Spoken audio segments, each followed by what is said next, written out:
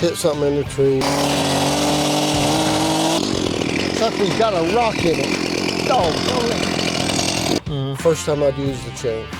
I noticed like on that tooth right there. See this flat rock at the end of the roll?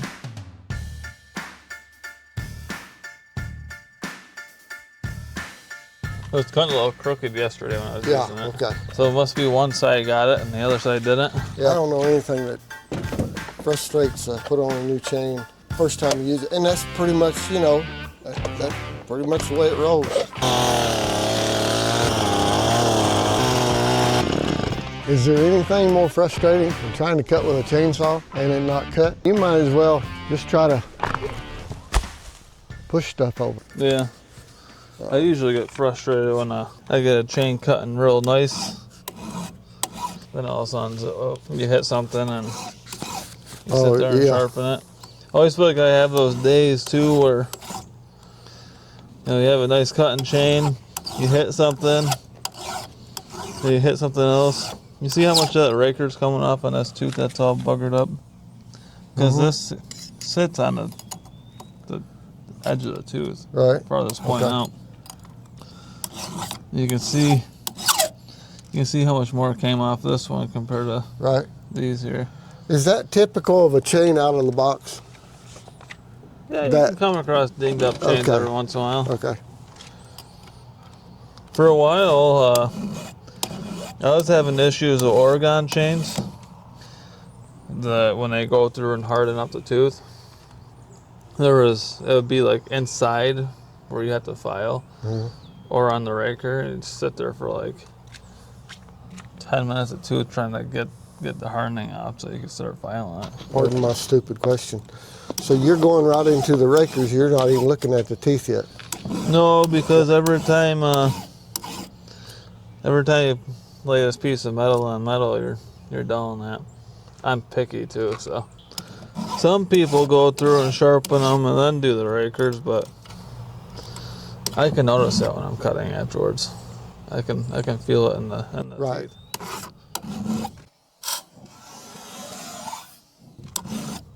teeth. That's the thing, you know, I've watched your videos and I see you using this gauge. I see you lay it down on there, but I never have been able to pinpoint exactly how this end, you bring it down touching metal. Yep. And then yeah, it doesn't have to be right up against the back of the tooth. Right. I just usually try to get to fit in that little notch. Okay. I don't know what thousandths these gauges are between hard and softwood, but I just go with it. Well, if it works for you, it works. Right? Yeah.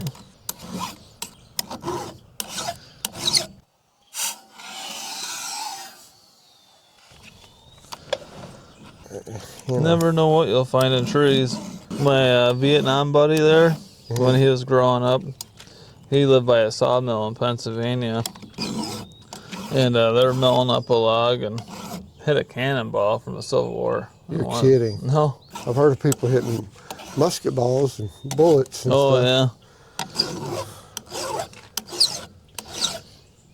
Hey, that butternut job I did, the logs that my grandpa saved, I told him to count all the 22 bullets he finds in them logs. We were teenagers. Those yard trees? Yeah.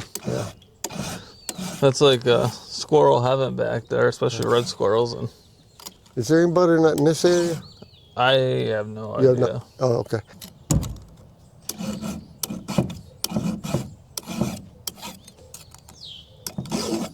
So this chain here is straight out of the box, and we used it some yesterday.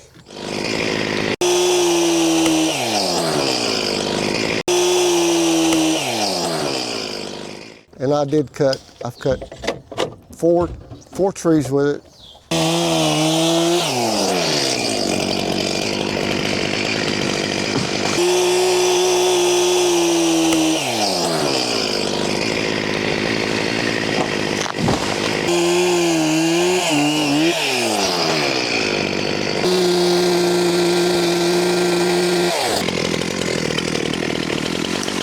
never got in the dirt. I did hit that rock, and 3, fairly good size ash, and bucked them up, limbed them up.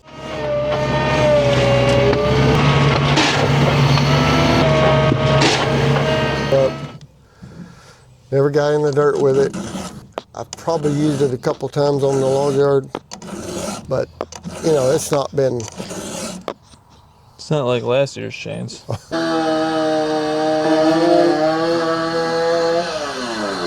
on a scale of 1 to 10, 10 being no problem at all, 1 being as bad as it gets, where was this blade before you started? Well, that's about 1.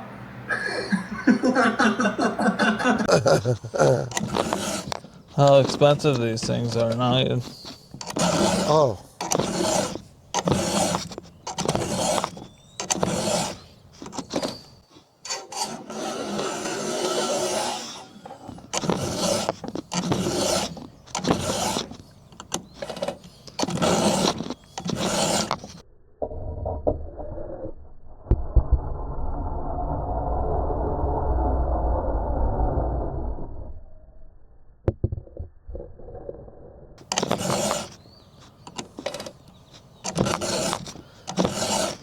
I also tend to make it not quite as steep sharp of an angle.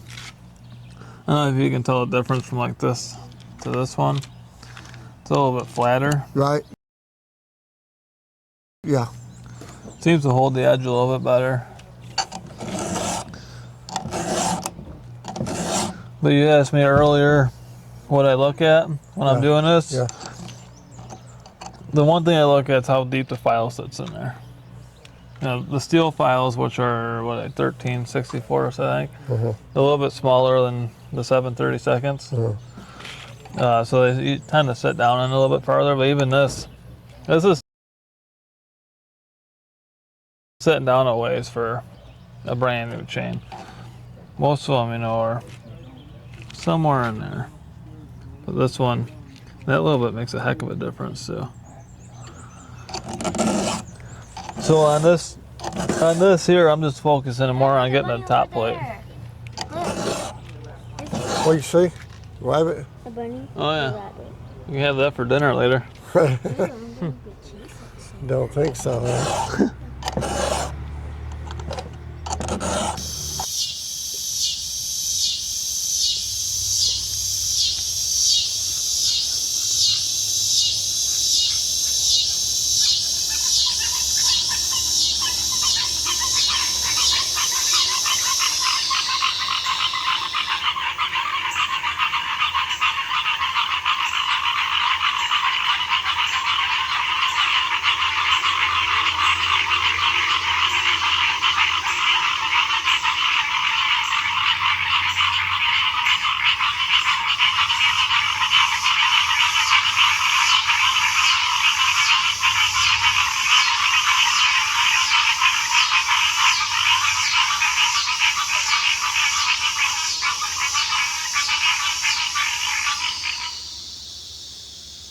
Now, one thing I will point out, you remember that tooth that's all dinged up on this side? Yeah.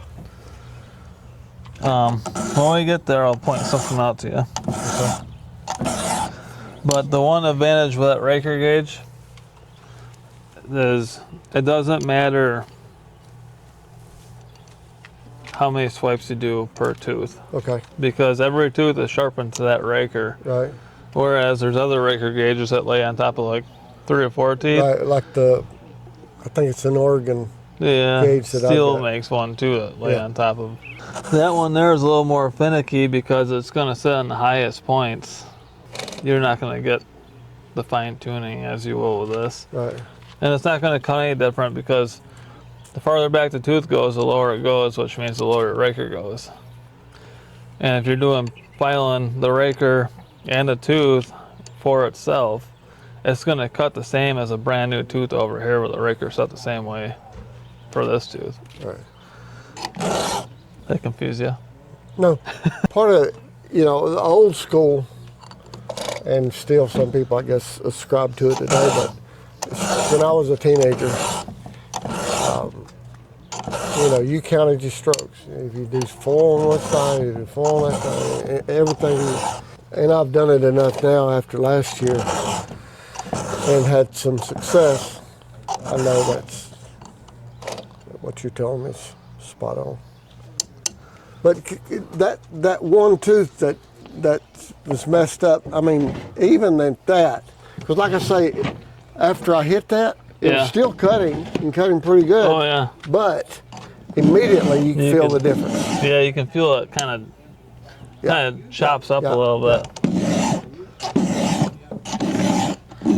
Another thing too, I tell people, if you don't swap over and use your left side, just start doing it. Eventually you'll learn it. And you get strong enough to do it. Yeah. You know? And actually, I think I'm better now with the left hand? Yeah. Here's your tooth. Okay. Call me crazy, but it looks so square. It's almost like it is a manufacturing issue more so than a damage issue. You see what I'm talking about? Yeah. It's like they just missed it in the grinder. Uh-huh.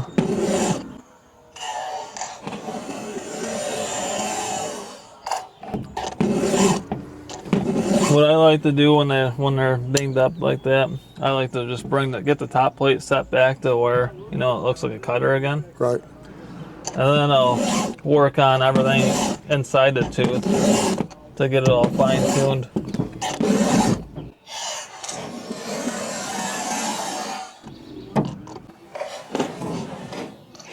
Aftermarket bars and they're really reasonable price. Mm-hmm. Didn't know. I got 2 of them. Do you? Well, if you ever need bars and chains and want to order them offline, this is the place to get them. It was a good price. It's two bars and 2 chains for under $90. Give me that information. Yeah, the Dukes. Okay. Yeah. I'll send you a link to their website. Pleasure meeting you, sir. Good to meet you. I look forward to reading your book. Hey, Yes, sir. Same here. God bless you. Good to see you. Thank you. Good work, all of you. Where'd he go? Do what? That guy in the that's a can. Oh, yeah. I think he said. Well, now ain't that the neatest thing? That way I can Yep. I think it was 15. watch a pro Yeah, how 15 or to sharpen 16. it There you and go. keep it sharp. All you're doing was deck screws. He sharpened one for me I last just got year. a whole box and yesterday. just from watching him, Going in. it's like showing a child how to do something. He showed me how, and like I said when I left last year, I said, I got it now. Huh.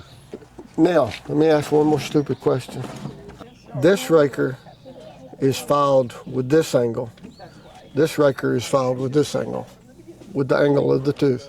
You didn't come in from the same direction for all the Rakers, did you, or did you? You do? So that's cool.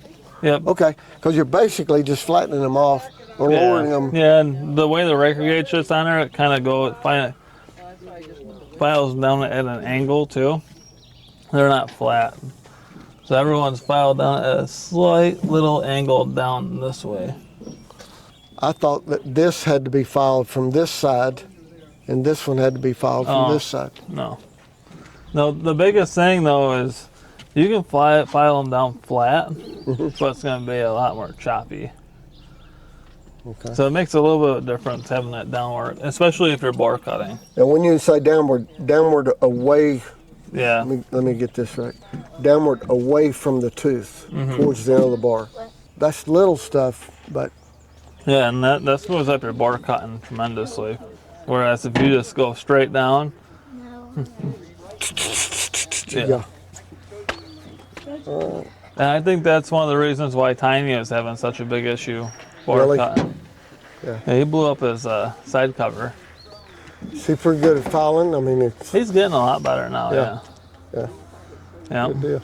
You can take your 24-inch bar off your 391 too and slap it on here if you wanted. Yeah.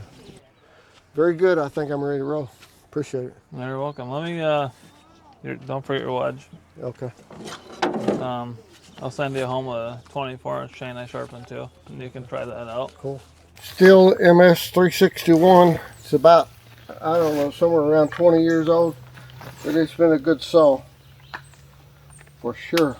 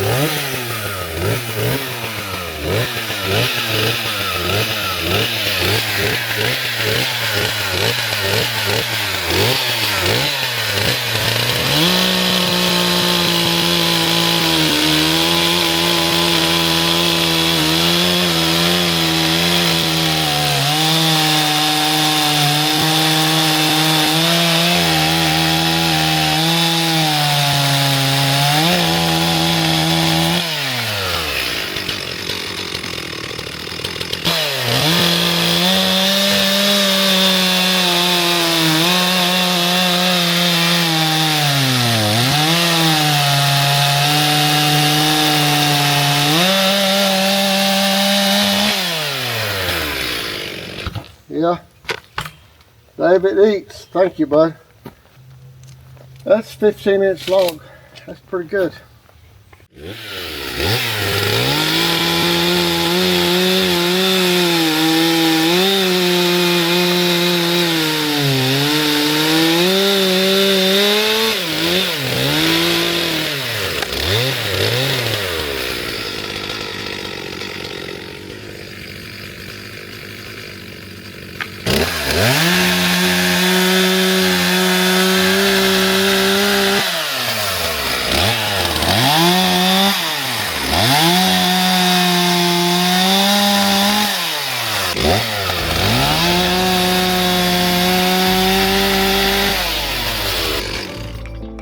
That is sweet.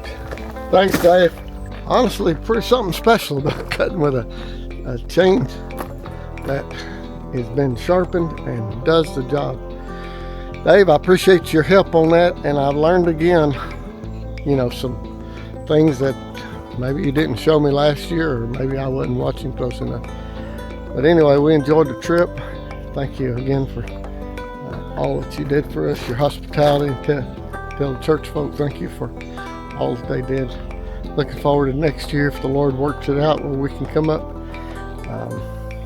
Always a good thing when we can help each other out, help others out. That's a blessing. All right, guys. Thanks for joining me and Dave on this adventure, and I hope maybe it helped all of us, especially learning how to get them Rakers right. I'll see you in the next one.